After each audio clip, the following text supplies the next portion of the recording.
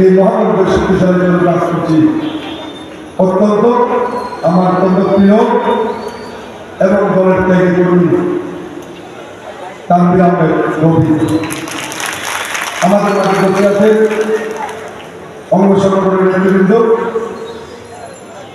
এই এলাকার আপনাদের প্রিয় ব্যক্তিত্ব বীর মুক্তিযোদ্ধা গোলাম হোসেন, আমাদের আরেক বড় ভাই বীর মুক্তিযোদ্ধা সাদেক খান, যিনি এই এলাকাকে এই কর্মশালা সুন্দর করার জন্য পরিশ্রম করেছেন। আমাদের মহানগর দক্ষিণ বীর আহ্বায়ক বন্ধুরা সিকান্দার গান্ধী, আমাদের মনে হচ্ছেন ভারত ভাই সহ উপস্থিত নেতৃবৃন্দ, আপনাদের সকলকে মহানগর বিএনপির পক্ষ থেকে শুভেচ্ছা জানাচ্ছি, অভিনন্দন জানাচ্ছি।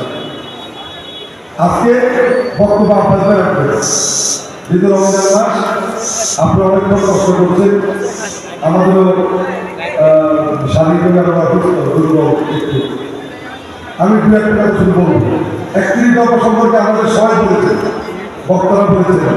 আমি কিন্তু 31 দফা বলবো, একটি সুন্দর বাংলাদেশ এদেশের মানুষ কিন্তু উপহার দিতে চাই। আমরা যদি চাই আগামী দিনে খুনি হাসিনার মতো কোন স্বৈর শাসন বাংলাদেশের জন্ম নিবে না, কোন ফেসবাক বাংলাদেশের জন্ম নিবে না, কোন ক্ষমতা লোভী নারী বাংলাদেশের জন্ম নিবে না। তাহলে এই 31 দফার প্রচলন প্রত্যেকটি ঘরে ঘরে আমাদের শুরু করতে হবে, তাহলে আমরা 31 দফার সুফল পাবো। আর আমাদের নেতা আব্বাস ভাই এই সম্পর্কে কিছু বলবে। আমি আর একটা কথা বলতে চাই, বিএনপি নেতা কর্মীরা 17 বছর এই আন্দোলন সংগ্রাম করে আমি মনে করি যারা বিএনপির স্বেচ্ছাকর্মী তারা খাঁটি সোনায় রূপান্তরিত হয়েছে। আর এই মসজিদ শনিবার পর্যটন এই যে 8 এবং 9 নির্বাচনী এলাকা, আমি মনে করি এটা আমাদের একটি পরিবার, এটা আমাদের একটি পরিবার। এখানে আমরা কখনো কাউকে ভেদাভেদ করি না, মনে করি আমরা একটি ঘরের মানুষ। আমরা ছোটকাল থেকে আমরা যখন ওয়ার্ড ছাত্র দল করি তখন থেকে আমরা আমাদের এই নেতার পাশে থেকে আমরা রাজনীতি শিকার আমরা সুযোগ পেয়েছি। ইনশাল্লাহ আমরা রাজনীতি শিকার চেষ্টা করেছি সুন্দরভাবে, যাতে আমাদের কারণে আমাদের নেতার বদনাম না হয়, আমাদের দলের বদনাম না হয়, আমরা কিন্তু সেভাবে চলার চেষ্টা করেছি। আজকে এই 5 তারিখের পরে বিশেষ করে খিলগাঁও ভিত্তিক এই সমুদ্রের কিছু নানা এলাকা কিছু নব্য বিএনপি সৃষ্টি হয়েছে। আমি মনে করি আজকে আপনাদেরকে সিদ্ধান্ত নিতে হবে এই সমস্ত প্রজাতন্ত্রকে দল থেকে বের করে দিতে হবে। এই বিএনপি আপনাদের যখন ডাক দিতেন, আমি মনে করি মজনু হাবিব সবসময় আপনাদের পৃথিবীতে করে থাকবে। আমরা বলেছি আমরা কখনো কোনো সিনিয়রদের সাথে বেয়াদবি করি নাই, কেউ বলতে পারবেন না।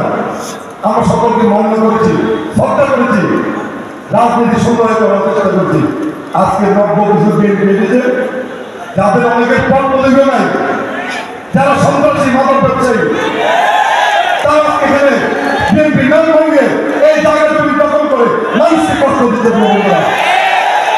আজকে আমাদের শপথ নিতে হবে, আমরা আব্বাস ভাইয়া ভাবিতে কেন তাকে থাকবো, আমাদের শপথ নিতে হবে এই এলাকা আমার কোন দালাল এই দালাল এই সন্ত্রাসীকে আমরা এই এলাকায় অবস্থান করতে দিব না। আমরা শপথ দিব আমার এলাকায় আমি কোনো দখলবাজকে আমি থাকতে দিব না। আমরা যখনই সিদ্ধান্ত নিব, আমি মনে করি আমাদের নেতা জনতা বিদ্যাপতি আব্বাস আমাদের পক্ষে থাকবে, আমাদের বাইরে থাকবে। আমাদের সাহস করে আগাতে এগিয়ে যেতে হবে। আপনাদের বলবে ভাবি বলবে আমরা চলবো, এটা তো ঠিক না। ভালো কাজের জন্য আপনাদের অনুমতি দরকার নাই। আপনি ভালো কাজ করবেন, আপনাদের আমাদের পক্ষ থেকে জনগণের পক্ষ থেকে ইনশাআল্লাহ সে কাজ করবে। তাই বলবো যারা আমাদের এই সাজানো সংসার নষ্ট করছেন, এর মধ্যে কিছু আমাদের পরিচিত লোক আছে, আপনাদের কিন্তু সাইজ করা শুরু হয়ে গেছে। যদি আপনি বুঝতে না পারেন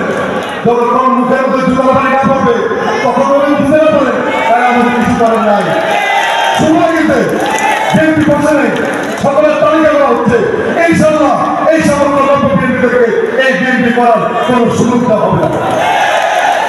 এরপর আছে নেতৃত্ব। অনেকে মনে করতেছেন 5 তারিখের পরে 200-300 লোক দিয়ে মহড়া দিয়ে এই এলাকায় নেতা হবেন, সেই সুযোগ আপনাদের নেই। যারা 16 বছর শরীরের ঘাম রাজপথে ফেলেছে, রক্ত জড়িয়েছে, কষ্ট করেছে, আগামী দিনে তাদের নেতৃত্বে এই বিএনপিকে আমরা প্রতিষ্ঠিত করে দেব। আমরা তাদের নেতৃত্ব দিব, আমরা কোনো দালালদেরকে দিব না। আর যদি বেঁচে থাকে সবার জীবনে টাকা আসবে, টাকা পয়সা আসবে।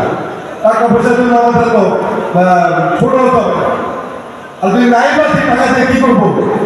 যদি নিজের ইজ্জতই না থাকে ওই টাকা